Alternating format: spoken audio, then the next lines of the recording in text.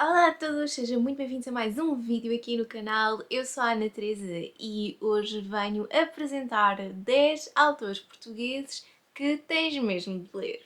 Há uns anos eu fiz um vídeo a apresentar 10 autores portugueses e ele continua a ser um dos mais vistos do canal. No entanto, no outro dia estava aqui a arrumar um bocadinho as estantes e percebi que, entretanto, eu descobri mais autores portugueses, todos eles muito bons, e acho que está aqui na hora de fazer uma segunda parte de autores portugueses. Em primeiro lugar, eu tenho aqui um livro de uma autora que é relativamente jovem e ela já publicou outro livro, mas é de prosa. No entanto, ela apanhou o meu coração mesmo, foi com a poesia. E é a Maria Cunha e Silva. Ela também já escreveu o Encontrar-me, Encontrar-te, Encontrá-lo e eu também gostei, mas ainda assim gosto mais da poesia dela. Portanto, se vocês ainda não tiveram a oportunidade de ler alguma coisa da Maria Cunha e Silva, então aconselho-vos vivamente. De seguida tenho aqui uma autora de fantasia portuguesa e minha Nossa Senhora, eu adorei este livro e mal posso esperar para então ler a continuação. E a autora que eu tenho aqui é a M.G. Ferry com o seu Aquaria. Este livro é um livro de fantasia muito giro e eu gosto muito da escrita da M.G. Ferry porque é muito young adult nas emoções, é muito envolvente e depois ela realmente escreve aqui personagens muito interessantes. Há aqui um leque muito grande de, lá está, de personagens que depois vão entrando na narrativa, mas a maneira como entram acho que também é de uma maneira muito inteligente, porque eu recordo-me dos nomes das personagens e ainda do que elas fazem, tendo em conta que eu tenho assim memória peixinho Dory e a verdade é que agora já não está tudo muito claro na minha cabeça, mas elas estão lá e eu sei mais ou menos qual é, digamos assim, o posicionamento delas na narrativa. Portanto, vale muito a pena. Se vocês ainda não leram nada da M.G. Ferry, aproveitem. Eu estou tão feliz por ver a jornada desta nossa autora portuguesa, porque ela originalmente publicou o livro em inglês e ele este ano saiu em Portugal. E estou tão feliz porque realmente é um livro que merecia ser traduzido para português e ser lido em Portugal, porque envolve aqui reis e rainhas de Portugal e então é tudo muito maravilhoso. E é a Diana Pinguicha com a sua Maldição de Rosas e é muito giro ver aqui como ela pega no milagre das rosas e transforma-o numa maldição. E não é por nada, mas a maneira como ela descreve isto, a pessoa fica mesmo a pensar, se calhar era mesmo uma maldição e não tipo uma bênção e afinal tipo, enfim, por motivos de afinal isto é bom, então ignorar uma parte em que talvez pudesse magoar a pessoa que detinha esta maldição ou esta benção. A pessoa nunca sabe. E então, se vocês ainda não experimentaram ler aqui este retelling de uma das lendas mais conhecidas em Portugal, aproveitem porque vale muito a pena e eu estou desejosa de ler mais livros da Diana porque ela escreve muito bem. O livro seguinte é provavelmente um dos meus favoritos de 2023 e eu nunca tinha lido nada da autora e fiquei muito surpreendida pela positiva. E é por causa disso que ela está aqui na minha lista, porque vocês precisam de ler as palavras de Susana Amaro Velho e do seu Bairro das Cruzes. Este livro passa-se em Mafra, no momento de ditadura em Portugal e também acompanhamos um bocadinho depois da ditadura e realmente é muito envolvente, muito interessante. Este livro apanhou-me por completo, eu não conseguia parar de o ler e vale mesmo muito a pena. Portanto, se vocês ainda não leram nada da Susana Amaro Velho, então adicionem-na à vossa wishlist porque vocês não vão ficar desiludidos. Também tenho aqui uma autora que, apesar de eu ainda não ter lido outros livros dela, mas é mesmo por uma questão de tempo mesmo, eu considerei que este livro foi um bocadinho agridoce e depois o que eu acho interessante é que eu já estou naquela fase de, apesar de eu não ter amado o livro, consigo apreciar o quão sublime ele é e então é o do outro lado de Mafalda Santos. Eu vou explicar um bocadinho aqui a minha cena. Eu não amei o livro do outro lado, tal e qual como eu também não amei o livro do Ensaio sobre a Cegueira do José Saramago, apesar do Saramago ser um dos meus autores preferidos. E realmente, lá está, tem a ver com a temática e não pela maneira como está escrito. Porque a nível de escrita eu gostei imenso, minha nossa. Eu estava agarrada à história e às personagens porque a maneira como a Mafalda descreve todo o ambiente e os pensamentos e do género o que é que vai acontecer a seguir e que possibilidades é que existem à nossa frente é muito, muito interessante e envolvente e fiquei muito surpreendida porque eu nunca tinha lido nada da autora. Agora lá está, eu não amei este livro e nem sequer é um dos meus favoritos porque eu não gosto desta temática de ficção científica, de vírus que andam por aí e tentam matar-nos a todos. A mim isso provoca muita ansiedade e, portanto, é por causa disso que eu não gostei. Mas, lá está, a escrita da autora é muito, muito boa e, portanto, se vocês gostam também desta temática assim mais de ficção científica, eu acho que vocês vão adorar profundamente este livro. E para quem amou o ensaio sobre a cegueira, leiam porque tem muitas vibes disso. Agora, vamos falar sobre o Lourenço Ceruia e os seus 3 livros já publicados. Primeiro de tudo, enquanto leitora, eu tenho que agradecer bastante o facto de o Lourenço publicar livros de ano a ano. Portanto, todos os anos eu já sei que vou ter que criar aqui um espacinho na agenda para me deixar envolver pela história que o Lourenço escreveu.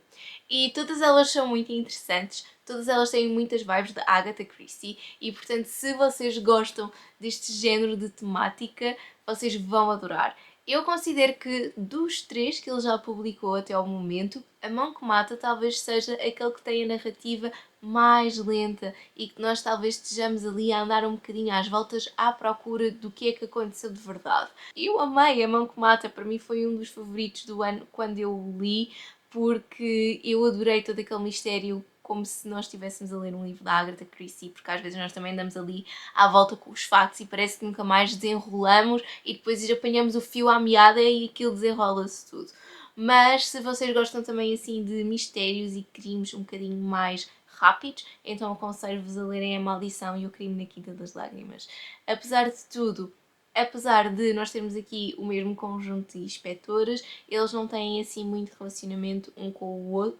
Eles não têm assim muita interligação uns com os outros, a não ser o arco geral dos inspectores, mas mesmo assim eu considero que é bastante fácil de apanhar o fio à meada, porque o Lourenço faz sempre questão de também contextualizar um bocadinho o que é que aconteceu antes. Portanto, não percam, adicionem Lourenço Ceruia à vossa lista. Vocês sabem aqueles livros que são pequeninos mas bons? Então, são os últimos 4 que eu tenho aqui para vos apresentar. E então, em primeiro lugar, eu quero falar aqui de um livro que me surpreendeu bastante, que levou 5 estrelas este ano, e é O de Espanha Sem Amor, de Andreia Ramos. Foi a primeira vez que li alguma coisa da Andreia e, para vos ser sincera, eu adorei, eu amei. Esta história é muito, muito gira, muito, muito envolvente e lá está, a Andreia é uma das autoras mais promissoras que nós temos da nossa geração, portanto, se vocês gostam de romances fofis, vocês têm que ler a Andreia Ramos, mesmo. Portanto, não tenho mais nada a dizer, este livro foi lindo, foi perfeito, foi o meu road trip pelo sul de Espanha. Tem aqui um enemies to lovers, mas a coisa é um bocado mais complicada do que isso, portanto aproveitem e adicionem então aqui a autora à vossa lista porque vale muito, muito a pena e lá está, um livro fininho, rápido de ler, deixa-vos o coração quente, dá para fazer aqueles momentos, ai tão fofos, e então pronto, o que mais é que eu posso dizer, que mais motivos é que eu preciso vos dar para vocês adicionarem este livro à vossa wishlist? Depois, se vocês gostam mais da vibe de eu gosto de ler personagens femininas que têm assim uma moral um bocado duvidosa, então vocês têm de ler a Maria Francisca Gama e a sua Profeta. Porque, como é que eu vos hei de dizer isto? A Mariana, que é a nossa personagem principal, ela é, eu diria que a grande vilã das coisas.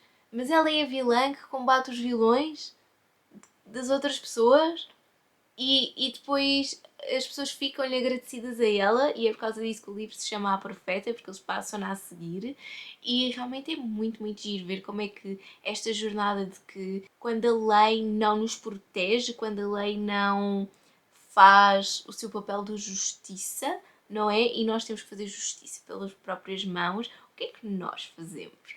E então vale muito, muito a pena, portanto leiam, é um livro também muito fininho, muito rápido de ler, mas que é assim tipo uma coisa completamente diferente do que vocês vão andar a ler por aí. Depois, algo que também é pequenino, mas que já custa um bocadinho mais a digerir, é o Leme, da Madalena Sá Fernandes.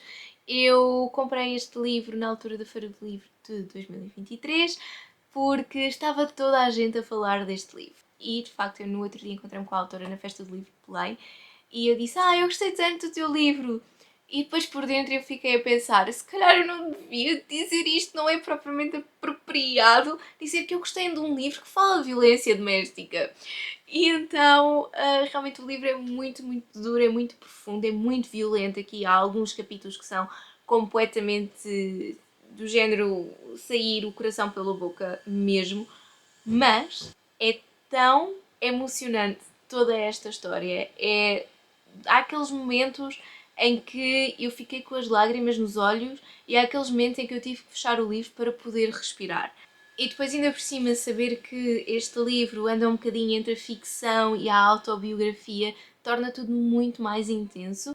Portanto, vale muito, muito a pena pegarem aqui no Leme. É acima de tudo violência doméstica, portanto atenção aos vossos trigger warnings, mas vale muito a pena.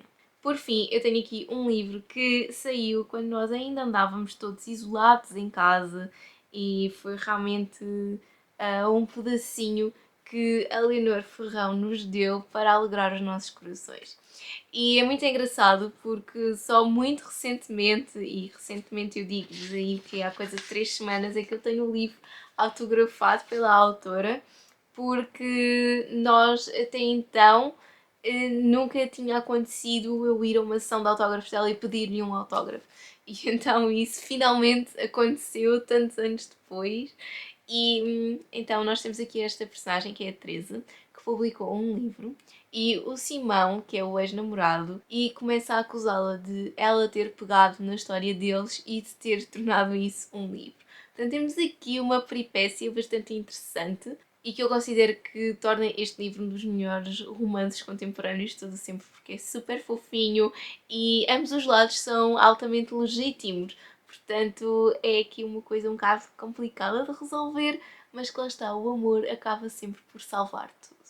Portanto, aproveitem, eu estou muito curiosa para ver mais do que é que a Leonor nos vai trazer, porque ela também escreve fantasia, ainda não publicou um livro solo dela nesse género, portanto, vamos ver como é que corre. Adicionem a Leonor Ferrão então à vossa wishlist.